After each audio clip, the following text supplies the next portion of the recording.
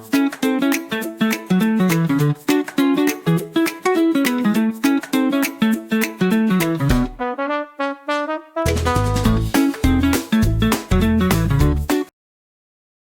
we will study chapter 8.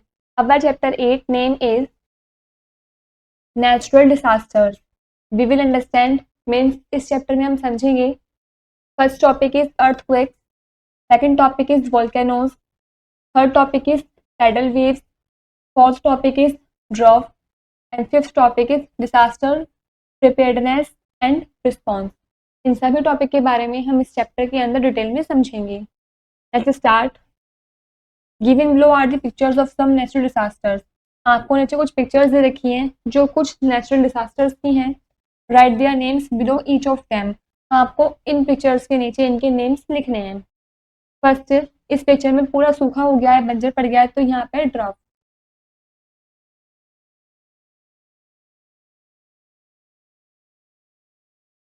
Second में बाढ़ आ रही है, it means tsunami.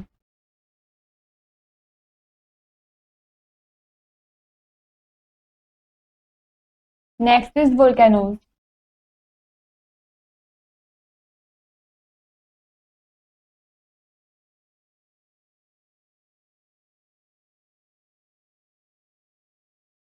Humans are new technology and utilize all types of resources to make their life comfortable. जो humans हैं काफ़ी नई नई टेक्नोलॉजी का यूज़ करते हैं, सभी टाइप्स के रिसोर्सेज को यूटिलाइज करते हैं जिससे कि उनकी लाइफ कंफर्टेबल बन जाती है. But there are some events which within a short time ruin human life. लेकिन कुछ ऐसे इवेंट्स भी होते हैं जो काफ़ी शॉर्ट टाइम के लिए ही आते हैं और वो ह्यूमन लाइफ को भी बेकार कर देते हैं.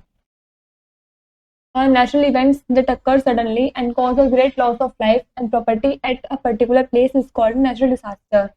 जो नेचुरल इवेंट आते हैं एकदम से अचानक से, वो काफ़ी सारा नुकसान कर देते हैं हमारी लाइफ को या फिर हमारी पर्टिकुलर प्लेस की प्रॉपर्टी को, जिसको हम नेचुरल डिसास्टर बोलते हैं. Like earthquakes, volcanoes, tsunami, cyclones, floods, droughts etcetera are all natural disasters. ये सभी नेचुरल डिसास्टर्स हैं. First is earthquake. An earthquake is a sudden shaking of the ground caused by movements of vibration deep inside the earth. जो earthquake है वो एकदम अचानक से होने वाला चीज है जो ग्राउंड को पूरा शेक कर देता है इसके मूवमेंट से या फिर वाइब्रेशन के द्वारा अर्थ के अंदर. These vibration release great energy and can cause the ground to quiver.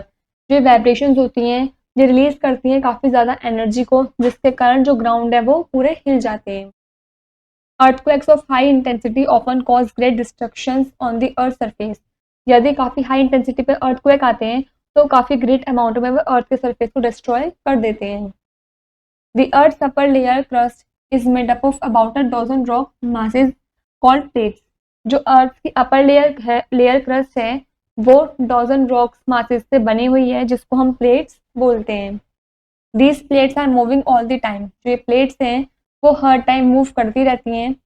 In different places they move apart, collide और स्लाइड पास ईच अदर. क्योंकि ये मूव करती रहती हैं इसलिए अलग अलग प्लेसेस पर जब ये मूव करती है इनसे हटके ये कोलाइड हो जाती हैं, स्लाइड पास हो जाती हैं एक दूसरे से. Over time this movement result in release of energy in the form of shock waves. Over time जब ये मूवमेंट्स निकलती रहती है, रिलीज होती रहती है, इसका रिजल्ट ये निकल के आता है कि जो एनर्जी है वो शॉक वेव्स की फॉर्म में बन जाती हैं. This is building collapse by earthquake. ये बिल्डिंग सारी टूट गई हैं, कोलैप्स हो गई हैं अर्थक्वेक की वजह से.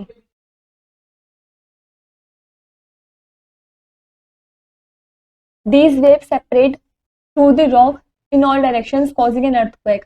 जो वेव्स होती हैं सेपरेट हुई भी होती हैं रॉक्स के थ्रू सभी डायरेक्शन में, causing an earthquake, जिसकी वजह से earthquake आता है. In the most powerful quakes, people thousands of kilometers away from the center of the quake can feel the ground shake. जो most powerful quakes आते हैं जो thousands of kilometers में जो people रह रहे होते हैं center of quake से, वो भी ground का shake करना feel कर लेते हैं. The center of the earthquake is called epicenter. जो center होता है earthquake का उसको हम epicenter बोलते हैं. This is diagram of earthquake. This is earth surface, this is moving plates, this is energy release point. This is moving plates, ये सब क्या है, मूविंग प्लेट्स हैं। यहाँ पर एनर्जी रिलीज हो रही है, वो पॉइंट है, और ये हमारा अर्थ का सरफेस है। ये कंप्लीट डायग्राम आपको शो कर रखा है अर्थक्वेक का। When the ground shakes houses buildings and bridges shake, यदि ग्राउंड शेक करेगा तो हाउसेस बिल्डिंग या ब्रिजेस ये भी शेक करेंगे। When an earthquake lasts for some time, structures shattered, roads cracked and communication system collapsed. यदि earthquake काफी time के लिए आता है तो वो शेटर्स, स्ट्रक्चर्स या फिर रोड्स को क्रैक कर देता है, कम्युनिकेशन सिस्टम को कोलैप्स कर देता है। There is a loss of life and property, इससे लाइफ का भी लॉस होता है और प्रॉपर्टी का भी लॉस होता है। earthquakes are measured on the Richter scale, जो earthquakes है उसको हम रिचर स्केल से मेजर करते हैं। This scale was invented by Charles Richter in 1935। जो रिचर स्केल है इसको चार्ल्स रिचर्स ने इन्वेंट किया था 1935 में। The Richter scale starts from magnitude 1 and upward, जो रिचर स्केल है वो स्टार्ट हुआ था मैग्नीट्यूड 1 से ऊपर की तरफ। earthquakes of magnitude 1 और 2 can hardly be felt but those of 3 और 4 can be felt। जो earthquake है 1 और 2 मैग्नीट्यूड का वो बहुत हार्डली होता है, लेकिन 3 और 4 का भी होता है। The ones that measure 5 और 6 cause major damage, यदि 5 और 6 का मेजर हो रहा है उस रिचर स्केल के अंदर तो काफी सारा डैमेज भी होता है। earthquakes generate waves that travel all over the earth, जो earthquakes हैं वो waves को जनरेट करती हैं जो कि अर्थ के ओवर ट्रेवल करते हैं। They can be detected with an instrument called a seismograph, ये एक इंस्ट्रूमेंट होता है जिससे हम डिटेक्ट करते हैं कि अर्थक्वेक आ रहा है, उस इंस्ट्रूमेंट का नाम है seismograph. People who study earthquakes are called seismologists, जो पीपल अर्थक्वेक के बारे में स्टडी करते हैं उनको हम सिस्मियोलॉजिस्ट बोलते हैं। They try to predict earthquakes so that the people likely to be affected have time to move to a safer place। ये ट्राई करते हैं ये प्रिडिक्ट करने की, मतलब ये जानने की जो अर्थक्वेक है वो कहाँ पर आ रहा है और जो पीपल हैं वो इफेक्ट इससे ना हो तो उन्हें सेफर प्लेस में भी मूव करवा देते हैं कि वो वहां से हट के कहीं और चले जाएं, इस प्लेस पर अर्थक्वेक आने वाला है। Next is volcanoes. The world volcano comes from the name Vulcan, जो वोल्केनो वर्ड है वो वुल्कन से आया है। The Roman God of fire, ये रोमन गॉड है फायर का। अब volcano is an opening on the earth surface, जो वोल्केनो है वो अर्थ के सरफेस से ही ओपन होता है, which allows hot molten rock ash and gases to escape from below the surface. ये अलाउ करता है हॉट मॉल्टन रॉक को, ऐश को या फिर गैसेस को, ये अर्थ के सरफेस के नीचे एस्केप हो जाए। These burst out of the crust through a vertical tunnel called a went, जो ये बर्स्ट होता है जिस क्रस्ट का वर्टिकल टनल में उसको हम वेंट बोलते हैं। This hot molten rock is called lava, जो उसके अंदर से हॉट मॉल्टन रॉक निकलती है उसको हम लावा बोलते हैं। The lava spreads over the land sometimes covering an entire reason, जो लावा है वो सभी सरफेस पर फैल जाती है, स्प्रेड हो जाती है। When lava is below the earth surface it is called magma, जो लावा अर्थ के सरफेस के नीचे होती है उसको हम मैग्मा बोलते हैं। Some volcanoes are formed under the seas, कुछ वोल्केनोज ऐसे भी होते हैं जो सीज के अंदर होते हैं। When the lava cools down the area formed looks like a new island, यदि लावा जो है वो ठंडा हो जाए तो जो एरिया है वहाँ का जहाँ पर वो लावा ठंडा हुआ है वो बिल्कुल न्यू आइलैंड की तरह हो जाएगा। This is lava flowing out of a volcano and this is lava making new island.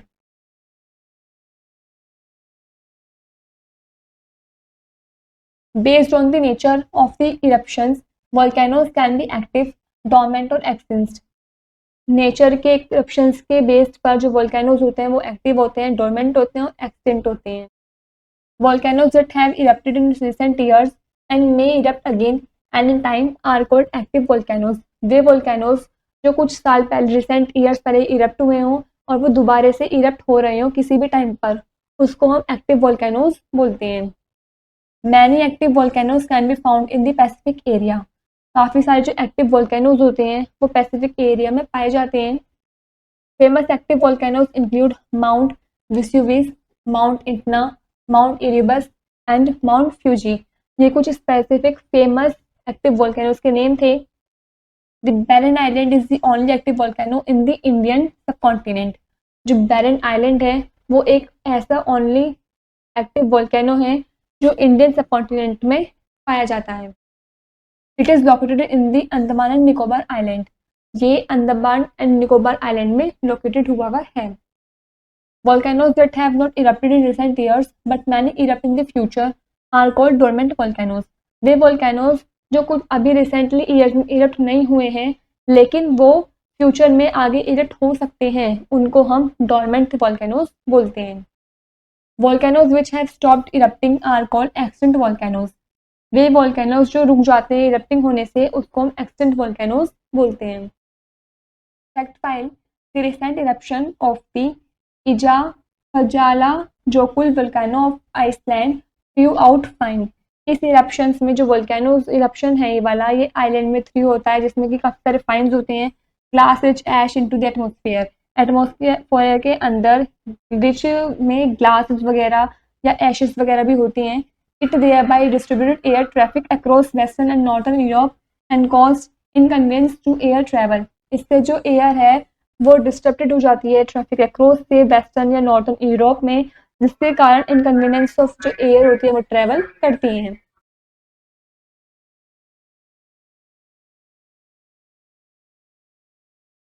Tidal waves. Tidal और storm waves are also known as tsunami, pronounced tsunami. जो टाइडल और स्टॉर्म वेव्स होती हैं उनको हम सुनामीज भी बोलते हैं। हम इसको स्टार्ट करते हैं टी से, TSUNAMIS, लेकिन हम इसको प्रोनाउंस करते हैं सुनामी।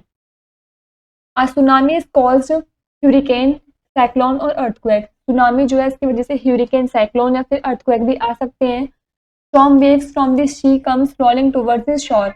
जो स्टॉर्म वेव्स होती हैं जो सी से आती हैं वो रोल करते हुए शोर की तरफ भी आ सकती हैं। They cause destruction on the sea shore with in second. ये सी शोर के डिस्ट्रक्शन को भी सेकेंडों में खत्म कर सकती है। Tidal waves as high as 15 metre have been recorded. जो टाइडल वेव है वो बहुत हाई 50 मीटर की रिकॉर्ड की गई है। If there is already at a high tide then storm waves hit the land. यदि ऑलरेडी हाई टाइड होगा स्टॉर्म का तो वो वेव जो स्टॉर्म वेव्स होंगी वो लैंड को हिट कर देंगी। They can cause severe damage. वो काफी कुछ डैमेज भी कर देंगी। These giant waves travel at a speed of 80 kilometre per hour. जो जेंट वेव्स होती हैं इनकी वो ट्रेवल करती हैं 80 किलोमीटर पर आवर की स्पीड से। This result in destruction of life and property in the area. इसका रिजल्ट ये निकल के आता है जो लाइफ या प्रॉपर्टी होती है एरिया वगैरह की वो पूरी डिस्ट्रक्शन हो जाती हैं, बिल्कुल बर्बाद हो जाती हैं। ऑन 26 दिसंबर 2004, 26 दिसंबर में 2004 को an earthquake measuring 9.0 on the Richter scale. जो अर्थक्वेक है वो रिक्टर स्केल से मेजर हुआ था जो कि 9.0 था। Hit off the coast of Indonesia, जिसने इंडोनेशिया कोस्ट को मतलब हिट भी किया था, मतलब वो पूरा बर्बाद हो गया था। It triggered a massive tsunami that resulted in widespread death and destruction across south Asia. जो ट्रिगर्ड मैसिव सुनामी आई थी उसका रिजल्ट ये निकल के आया था कि वो सब जगह फैल गई थी, जिसकी वजह से काफी ज्यादा डेथ वगैरह भी हुई थी और जो साउथ एशिया का एरिया वगैरह था वो भी पूरा डिस्ट्रक्शन हो गया था। There were over 1,50,000 death across 11 countries with Indonesia, Sri Lanka, India and Thailand being among the hardest hit. इस हार्डेस्ट हिट के थ्रू 1.5 लाख जनों की डेथ भी हुई थी 11 कंट्रीज में, जिसमें इंडोनेशिया, श्रीलंका, इंडिया, थाईलैंड ये सब कंट्रीज वगैरह मौजूद थी। Over 5 million people became homeless. और 5 मिलियन से ज्यादा जो पीपल हैं वो होमलेस हो गए थे, मतलब बेघर हो गए थे, क्योंकि उनके जो प्रॉपर्टीज या एरियाज वगैरह थे वो भी डिस्ट्रक्शन हो गए थे। Next, drought. If a particular area receive no rain और less rain than normal for a longer period it is said to be affected by drought. यदि कोई पर्टिकुलर एरिया में नहीं तो बारिश है, बहुत कम रेन आ रही है, नॉर्मली काफी लंबे समय तक वहाँ कोई पानी वगैरह नहीं है, इसलिए हम उसको कहेंगे कि जो एरिया है वो ड्रॉप से अफेक्टेड हुआ हुआ है। However, it is not only the lack of rainfall that cause drought. ये सिर्फ लैक ऑफ रेनफॉल की वजह से ही ड्रफ्ट नहीं होता है। Hot dry winds, very high temperature and evaporation of moisture from the ground can result in condition of drought. यदि temperature ज़्यादा होगा, काफ़ी गर्म मौसम होगी, काफ़ी गर्म हवा चलेंगी, इवेपोरेशन होगा मॉइस्चर में ग्राउंड से, तो इसका रिजल्ट भी ये निकल के आएगा कि वो भी ड्राफ्ट की कंडीशन ही है। This is water is scan in draft affected areas, इसमें पानी की कमी है जिस कारण इस एरिया में जो इफेक्ट हुआ है वो ड्राफ्ट की वजह से हुआ है। Drought affected areas, people have to wait for help to come in the form of food, water and medicine from neighbouring places और इंटरनेशनल एजेंसीज। जो पीपल है उनके पास इंतजार करना है, उनको हेल्प मिलती है कि जो फूड या वाटर मेडिसिन की जो फॉर्म है वो नेबरिंग प्लेसेस या इंटरनेशनल एजेंसीज से ही उनको मिलती है। India has faced 3 major drought in the 20th century. जो इंडिया है उन्होंने 3 मेजर ड्राफ्ट को फेस किया है 20th सेंचुरी में, 1904 to 5, 1965 to 66 and 1986 to 87. The 1987 drought was known as the drought of the century and had the major impact on 1/3 of the country. ये तीनों ही major 20th century में India ने face किए थे draft को, जो कि इस सन में था, इसमें और इसमें। लेकिन जो 1987 वाला ड्राफ्ट था उसको हम ड्राफ्ट ऑफ द सेंचुरी भी कहते हैं, क्योंकि इसके अंदर काफ़ी मेजर इम्पैक्ट पड़ा था कि 1/3 जो कंट्री थी उस पर काफ़ी इम्पैक्ट पड़ा था।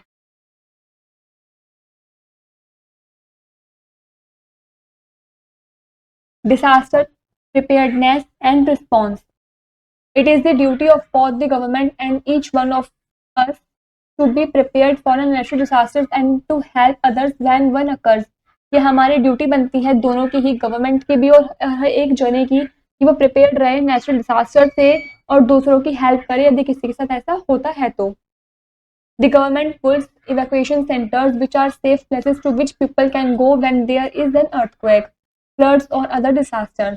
जो गवर्नमेंट है इन्होंने इवैक्यूएशन सेंटर्स बनाए हैं जो कि सेफ प्लेस हैं उन पीपल के लिए जो जिनके जो घर वगैरह हैं वो अर्थक्वेक या फ्लड्स या दूसरे डिसास्टर्स की वजह से बर्बाद हो गए हैं। Sometimes government buildings and schools, कुछ टाइम पे जो गवर्नमेंट के बिल्डिंग्स या स्कूल्स थे are use as evacuation centres, उनको भी हमने इवैक्यूएशन सेंटर की तरह यूज किया था।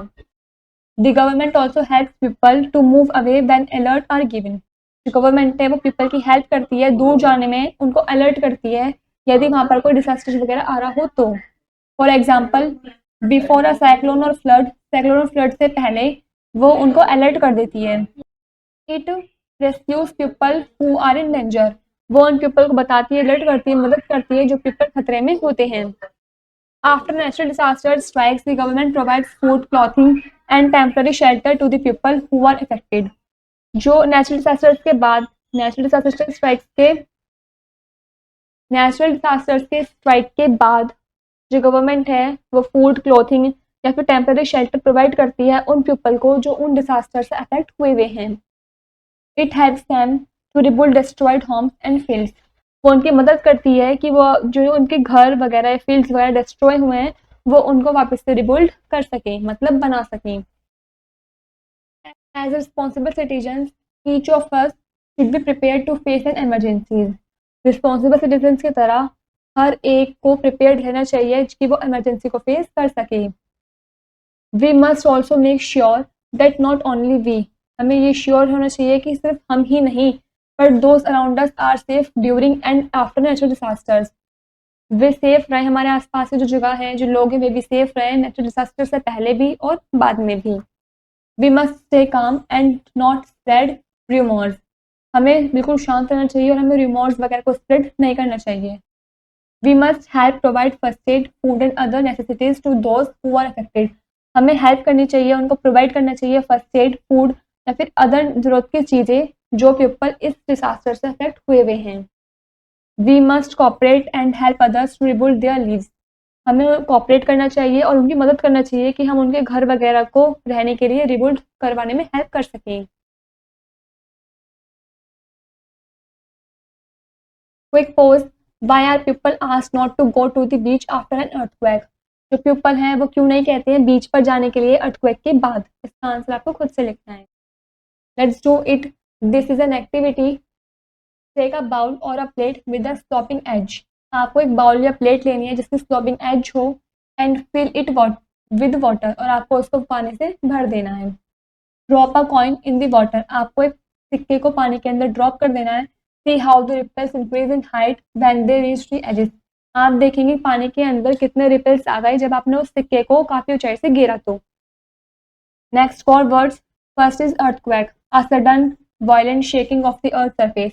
अचानक में violent shaking होने वाली अर्थ सरफेस पर जो होती है उसको हम earthquake बोलते हैं.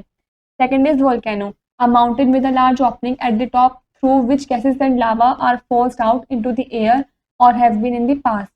वो लार्ज माउंटेन जो ओपन हुआ होता है टॉप से, जिसमें सारी गैसेस वगैरह होती हैं, लावा होती हैं और वो काफ़ी फोर्स के साथ हवा में मिल जाते हैं और पास्टली वो ज़मीन पर भी आकर गिर जाते हैं. Third is tsunami, an extremely large wave in the sea generally followed after an earthquake in coastal areas. ये काफ़ी लार्ज वेव होती है सी में जो एक्सट्रीमली पाई जाती हैं और ये फॉलोड करती है अर्थक्वेक के बाद कोस्टल एरियाज में. Next in a nutshell, first point, a natural calamity is the effect of a natural event that causes great loss of to the environment and human life. जो natural calamity होती है वो effect कर देती है natural event को, जिसके कारण इन्वायरमेंट का भी और ह्यूमन लाइफ का भी काफ़ी ग्रेट लॉस होता है. Second point, an earthquake is a sudden shaking of the ground caused by movements और vibration deep inside the earth. जो अर्थक्वेक है वो सडन शेकिंग होती है ग्राउंड में, जिसके कारण मूवमेंट्स या वाइब्रेशंस जो होते हैं वो अर्थ के काफ़ी गहराई में होते हैं. Third point, seismologists use seismograph to measure earthquake on the Richter scale. जो सिस्मियोलॉजिस्ट होते हैं वो सिस्मियोग्राफ का यूज़ करते हैं अर्थक्वेक को मेजर करने के लिए रिचर स्केल की हेल्प से. Fourth point, a volcano is an opening on the earth surface. जो वोल्केनो होता है वो अर्थ के सरफेस पर ओपनिंग हुआ हुआ होता है, मतलब खुला हुआ होता है, which allows hot molten rock ash and gases to escape below the surface. जो अलाउ करता है हॉट मॉल्टन रॉक ऐश या गैसेस को कि वो एस्केप हो जाएं और अर्थ के सरफेस पर नीचे आकर गिर जाएं. Fifth point, tidal waves are rolling waves. जो टाइडल वेव्स होती हैं वो रोलिंग वेव्स होती हैं which rush towards the sea shore, जो कि रश होती है सी शोर की तरफ. These are also called tsunami. इनको हम सुनामीज भी बोलते हैं. Last point, drought is caused when there is no rain और less rain for long period. Drought तब आता है जब किसी प्लेस पर ना तो बारिश हो और बारिश हो तो बहुत कम हो, वो भी बहुत लंबे पीरियड में. इसको हम ड्रफ्ट बोलते हैं. यहाँ पर हमारा ये वाला चैप्टर कंप्लीट होता है.